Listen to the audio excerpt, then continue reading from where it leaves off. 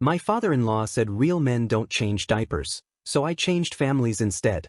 I married into what I thought was a tight-knit, traditional family. Turns out, it was just generational rot dressed up in old-school charm. The root of that rot? My father-in-law. From day one, he made it clear that I was not the man he had envisioned for his daughter. I was too soft.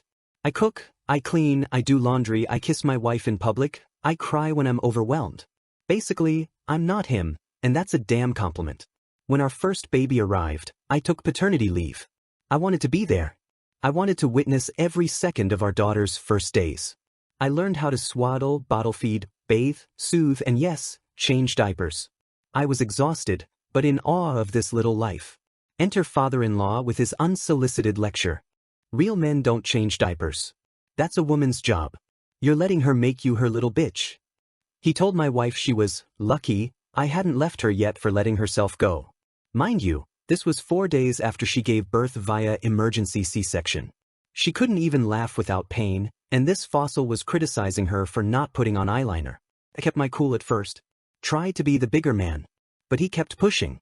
He'd call at random times and say, "Still wearing that apron, chef boy?" He told my son when he was just 5 that men don't do dishes.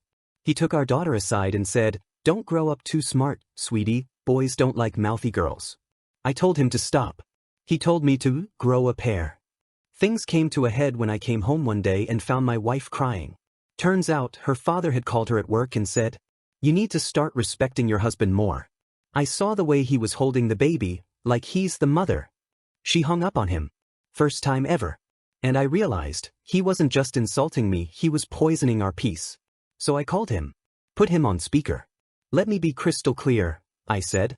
"If you ever talk to my wife like that again, if you ever try to undermine me in front of my kids, or speak to them like they're less than anyone, you're done. I don't care how old you are. You will not be a part of this family." He called me ungrateful. Said I was trying to turn his daughter against him. I said, "No, you did that. When you turned your back on her humanity the moment she stopped being your obedient little girl. We've gone no contact. Holidays are quieter. My wife misses the idea of a father, but not the reality.